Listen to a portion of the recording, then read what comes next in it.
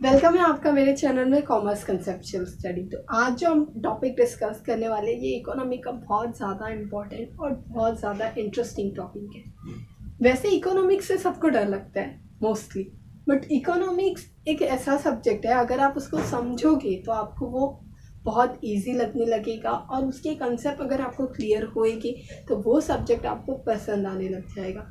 अब वो कैसे, मैं आपको बताती हूँ। जैसे कि हम आज जो टॉपिक पढ़ने वाले वो इकोनॉमिक का टॉपिक है लॉ ऑफ डिमांड।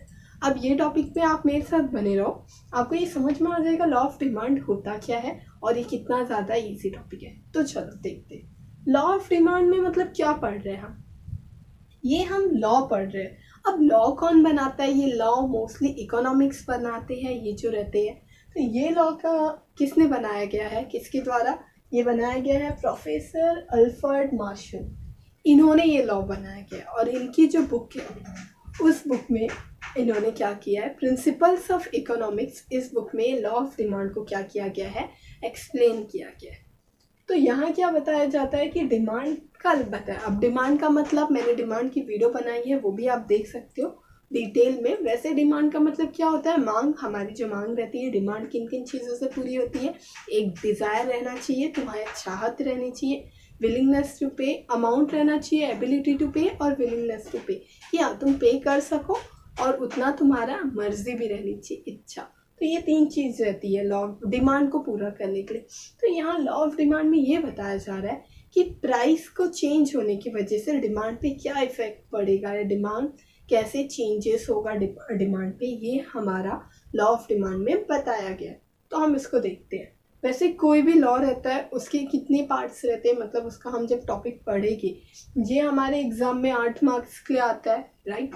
ब्रीफ में आता है, समटाइम उसको डिवाइड करके दे देते हैं, शॉर्ट नोट्स में अलग तरीके से पूछ लेता है कि अजम्पशन क्या है, एक्सेप्शन क्या है। तो वैसे देखिए तो जो लॉ ऑफ डिमांड है इसमें 6 पार्ट कौन कौन से? पहला हमें इंट्रोडक्शन लिखना रहता है जिस पे हमें 1 या 2 मार्क्स रहते हैं। फिर स्टेटमेंट लिखना रहता है, इसके ऊपर भी 1 मार्क्स रहता है, 1.5। उसके बाद रहता है शेड्यूल, में शेड्यूल बनाना रहेगा ना कि कैसे लॉ ऑफ डिमांड वर्क करता है। एंड कर्व, उसका कर्व बनाना रहेगा। उसके बाद अजम्पशन आता है, कौन सा अजम्पशन बेस पे ये डिमांड है। और उसके बाद क्या एक्सेप्शन है, मतलब क्या चीज़ है जो रॉन्ग है। वैसे देखा जाए तो सारे जो डिमांड है इकोनॉमिक्स में, बहुत सारे हमारे टॉपिक जो रहते हैं वो क्या रहता है, अजम्पशन बेस्ड रहता है, जो एक्चुअल में रियलिटी में एग्जिस्ट नहीं करता है, बट हमें उसे अज्यूम करना पड़ता है कि हाँ मान लो ऐसा है। तो ऐसा क्या हो रहा है कि पहला हम चलो स्टार्ट कर देते हैं कि इंट्रोडक्शन क्या होता है लॉ ऑफ डिमांड का। तो इंट्रोडक्शन में लॉ ऑफ डिमांड में बताया गया है कि ये जो लॉ ऑफ डिमांड है ये मेन, मतलब इसका मेन जो टॉपिक है, मेन इंपॉर्टेंट एरिया, ये क्या चीज़ का है, लॉ ऑफ कंजम्पशन पे बेस है। मतलब ये कंजम्पशन के बारे में बताया जा रहा है। किस चीज़ के बारे में? कंजम्पशन की, डिमांड के हिसाब से हम क्या कब कितना कंज्यूम करते हैं वो। फिर ये जो है लॉ ऑफ कंजम्पशन में बताया गया है कि हाँ प्रोफेसर अल्फ्रेड मार्शल, इनकी प्रिंसिपल ऑफ इकोनॉमिक, इस बुक में लॉ ऑफ डिमांड को क्या किया गया है, एक्सप्लेन किया गया है। ओके, तो हमारा डिमांड जो था वो बेस किस पे था, लॉ ऑफ कंजम्पशन पे। उसके बाद हमारा स्टेटमेंट ऑफ लॉ आता है। अब स्टेटमेंट ऑफ लॉ में क्या बोला गया है कि अदर थिंग बीइंग कांस्टेंट, मतलब और जो अलग चीज़ है उनको क्या रहना चाहिए, कांस्टेंट रहना चाहिए। मतलब जो असम्पशन हम लेने वाले हैं ना उसकी बात चल रही है कि अज्यूम करो कि सारी चीज़ें क्या है, कांस्टेंट है, एक ही जगह पे है, वो चेंज नहीं होएगी। मतलब गुड्स की प्राइस, तुम्हारी इनकम, तुम्हारा टेस्ट प्रेफरेंस, गवर्नमेंट की पॉलिसी, नेचुरल क्लाइमेट कंडीशन, ये बताया जा रहा है कि ये क्या रहेगा, कांस्टेंट रहेगा। बट एक्चुअल में तो ऐसा होता नहीं ना, इनकम चेंज होती रहती है, हमारा टेस्ट चेंज होता रहता है। बट फिर भी यहाँ ये समझना है कि अदर थिंग बीइंग कांस्टेंट। और फिर क्या बोलता है कि यहाँ प्राइस अगर हाइयर होएगी तो डिमांड क्या होगा, लोअर होगा। और अगर प्राइस क्या होएगी, लोअर होएगी, कम होएगी, तो डिमांड क्या होएगा, हाई होगा, कोई भी प्रोडक्ट का, कमोडिटी का। ये स्टेटमेंट ऑफ लॉ में एक्सप्लेन किया गया। ओके, आपको इसको थ्योरी में लिखना है बस 2-3 लाइन में, और कुछ नहीं। तो यहाँ क्या हो गया कि प्राइस जब अप हुई तो डिमांड डाउन हुआ, प्राइस जब डाउन हुई तो डिमांड क्या हो गया, अप हो गया। इस तरीके से स्टेटमेंट ऑफ लॉ बताया गया। शेड्यूल में क्या है, शेड्यूल में हमें दिया गया है कि हाँ ये हमें याद रखना है कि डिमांड टोटल मतलब किससे डिटरमाइन होगा या इन्फ्लुएंस होगा। लॉ ऑफ डिमांड में बताया जा रहा है कि डिमांड सिर्फ एक चीज़ से चेंज होगा, और वो चीज़ कौन सी है? प्राइस। कि प्राइस के चेंज होने की वजह से ही डिमांड पे क्या होगा? इफेक्ट होगा, वो कम होगा या ज़्यादा होगा। बट सिर्फ एक ही चीज़ है जो डिमांड को चेंज करेगी, वो है प्राइस। ये हम लॉ ऑफ डिमांड में पढ़ते हैं। अब यहाँ क्या हो गया कि शेड्यूल में क्या बताया गया कि प्राइस दिया गया है, पर केजी बताया गया कि एक केजी, और डिमांड दिया गया है क्या चीज़ का? समझ लो कोई भी चीज़ आपके ऊपर है। हम मैंगो ले लेते, तो मैंगो का डिमांड हम देखते। अब यहाँ क्या हुई, प्राइस जब 50 थी, मतलब 1 किलो मैंगो आम 50 रुपये किलो था, तो हम लोग ने क्या किए, 1 किलो लिए। हमारी जो डिमांड थी, हमने जाकर परचेस किया सिर्फ 1 किलो। इतना ज़्यादा पैसा नहीं है, कौन इतने महंगे में ज़्यादा लेने का। फिर क्या हुआ, जब प्राइस कम हुई, 50 से 40 हुई, तो जब देखे कि अरे प्राइस तो कम हुई ना, चलो ज़्यादा ले लेते, क्या पता दूसरे दिन ज़्यादा हुई तो ये सोच के हमने क्या किया, डिमांड ज़्यादा किया, 2 किलो लिए। फिर क्या हुई, नेक्स्ट डे हम जब गए तो प्राइस वापस देख रहे थे 40 से 30 हो गई। जब प्राइस वापस कम हुई तो हमारी डिमांड वापस 1 केजी बढ़ गई। फिर प्राइस डाउन हुई, फिर हमारी डिमांड बढ़ी। फिर प्राइस जब 10 रुपये हो गई तो हमारी डिमांड 5 हो गई। मतलब यहाँ क्या हो रहा है कि नॉर्मली हम भी देखेंगे तो एक्चुअल ऐसे ही होता है कि जब भी कोई भी प्रोडक्ट की प्राइस कम होती है ना, हमारी डिमांड बढ़ती है उस प्रोडक्ट को लेकर, क्योंकि कम प्राइस में ही हमारी डिमांड हम बढ़ा सकते हैं, राइट। क्योंकि प्राइस तो कम हो गई प्रोडक्ट की। उस तरीके से कि जब प्राइस कम हो रही है तो डिमांड क्या हो जाएगी, बढ़ जाएगी। तो यहाँ तो हमारा शेड्यूल हो गया, ये शेड्यूल ऑफ डिमांड हमने लिखा। इसी तरीके से इसको एक्सप्लेन हम थ्योरी में कर देंगे कि हाँ कि स्टेज, जब फर्स्ट स्टेज था तब प्राइस 50 थी, उस टाइम पे डिमांड 1 केजी था, और जब लास्ट स्टेज आया, जब प्राइस 10 हुई तो डिमांड एकदम हाई हो गया 5, राइट।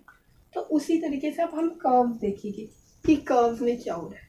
कर्व में क्या होता है, हम ये जो शेड्यूल है उसको कर्व में कन्वर्ट करेंगे।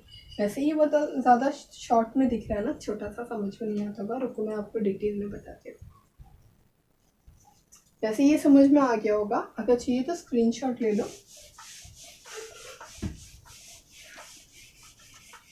वैसे ये क्वेश्चन आते रहते हैं कि प्रिंसिपल ऑफ इकोनॉमिक्स किसने लिखा है, तो हमें बताना रहेगा कि हाँ प्रोफेसर अल्फ्रेड मार्शल इनका है ये, क्योंकि बहुत ज़्यादा इम्पोर्टेंट है।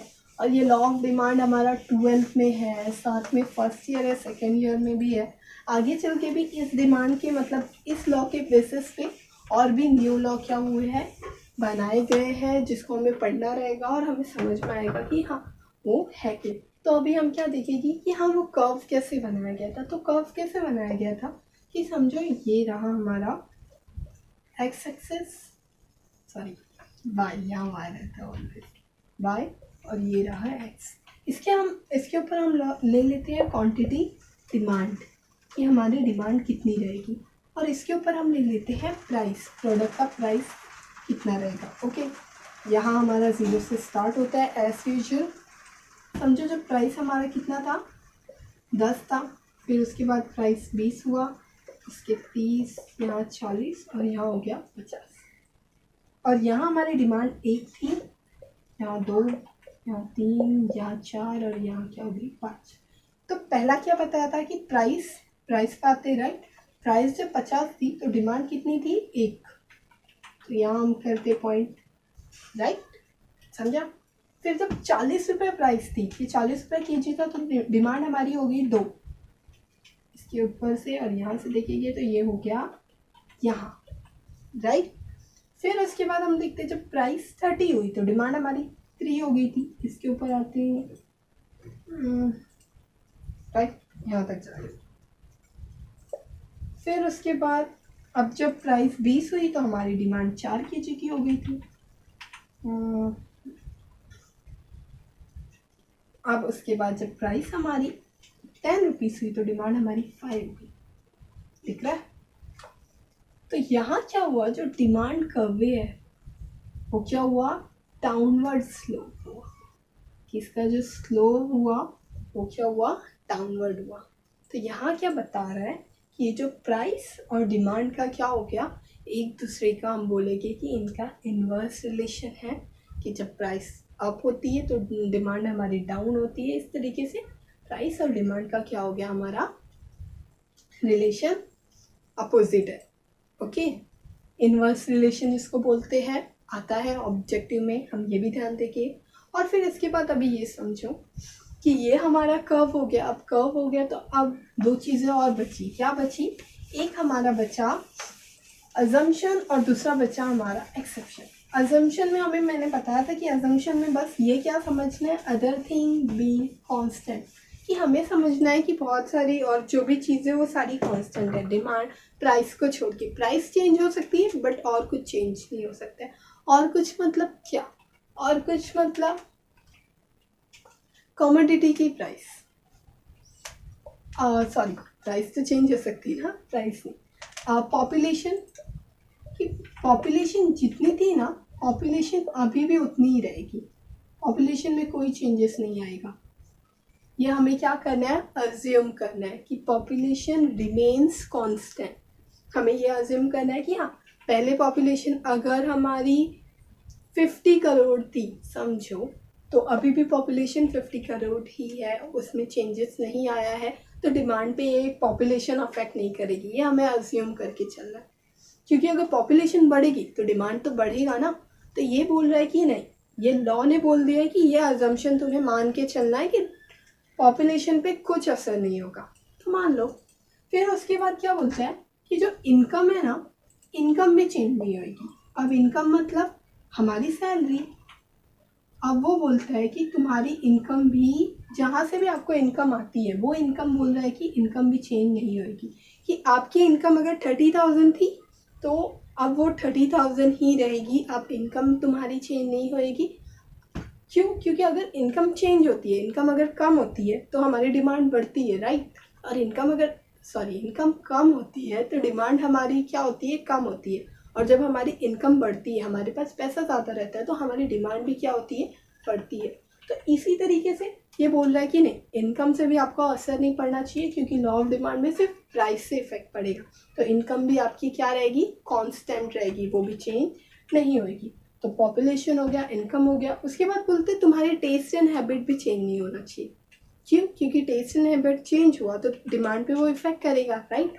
डिमांड पे फिर चेंज होगी, तो इसलिए बोल रहा है कि टेस्ट और हैबिट पे क्या होना चाहिए, चेंज नहीं होना चाहिए। तो चलो हमने मान लिया कि टेस्ट, हैबिट, प्रेफरेंस, हमारा चॉइस, ये सब भी हमारा क्या रहेगा, सेम रहेगा, ये भी चेंज नहीं होगा। हमने ये भी अज्यूम कर लिया, तो टेस्ट हैबिट भी हमारा सेम रहेगा। उसके बाद बोलते हैं कि जो क्लाइमेट कंडीशन रहेगी वो भी सेम रहेगी। अब क्लाइमेट कंडीशन तो चेंज होती रहती ना, पर मानना है तो मान लो, क्योंकि क्लाइमेट कंडीशन चेंज होएगी तो हमारा जो एग्रीकल्चर से हमारा जो गुड्स प्रोड्यूस होता है वो कम ज़्यादा होगा, और जब वो कम ज़्यादा होएगा तो डिमांड भी उस हिसाब से चेंज होएगी। बट ये बोल रहा है नहीं, सेम रहना चाहिए। तो हम समझ लेंगे कि हाँ, क्लाइमेट कंडीशन भी क्या है, सेम है। देन उसके बाद ये बोलता है, कौन बोल रहा है, ये लॉ ऑफ डिमांड बता रहा है। और इसको किसने बताया है, हमारे अल्फ्रेड मार्शल ने बताया। तो ये भी यही बोलते हैं कि हाँ, अज्यूम करो क्लाइमेट कंडीशन सेम रहेगी, रिमेन कांस्टेंट। ओके, तो चलो मान लिए। उसके बाद बोलते हैं गवर्नमेंट पॉलिसीज में भी कोई चेंजेस नहीं आएगा। अब गवर्नमेंट पॉलिसी में चेंजेस आना मतलब जो टैक्सेशन पॉलिसी रहती है या अदर, उनमें भी कोई चेंजेस नहीं आएगी, वो भी क्या रहेगा, सेम रहेगा। तो मतलब वैसे तो चेंजेस आते रहते हैं, बट हमें समझना है कि वो सेम रहेगा। इसी तरीके से मतलब और भी जो भी फैक्टर्स है जो डिमांड को अफेक्ट करते हैं, उन फैक्टर्स को हमें अज्यूम करना है कि वो चेंज नहीं होगी। वैसे 5 पॉइंट काफ़ी है अजम्पशन के लिए, या आपको और 1-2 ऐड करना है, आप ऐड कर सकते हो। Otherwise exam point of view से इतना काफ़ी है। तो ये हो गया कि हाँ, ये सारे फैक्टर्स क्या रहने चाहिए, कांस्टेंट रहने चाहिए। जैसे मैंने डिटर्मिनेशन ऑफ डिमांड ये टॉपिक में आपको बताया कि कौन से फैक्टर्स जो है वो डिमांड को अफेक्ट करते हैं। आप वो टॉपिक देख सकते हो, मैंने उसका आई बटन में आपको वीडियो प्रोवाइड किया। अगर आपको वैसे आज असम्पशन हुआ है, मैं एक्सेप्शन के लिए आपको दूसरी वीडियो बनाऊंगी, ऐसी ये बहुत लंबी हो गई है। तो चलो, अगर आपको मेरी वीडियो पसंद आई है तो आप मेरे चैनल को सब्सक्राइब करो, लाइक करो और शेयर करो। आज के लिए बस इतना ही। Thank you.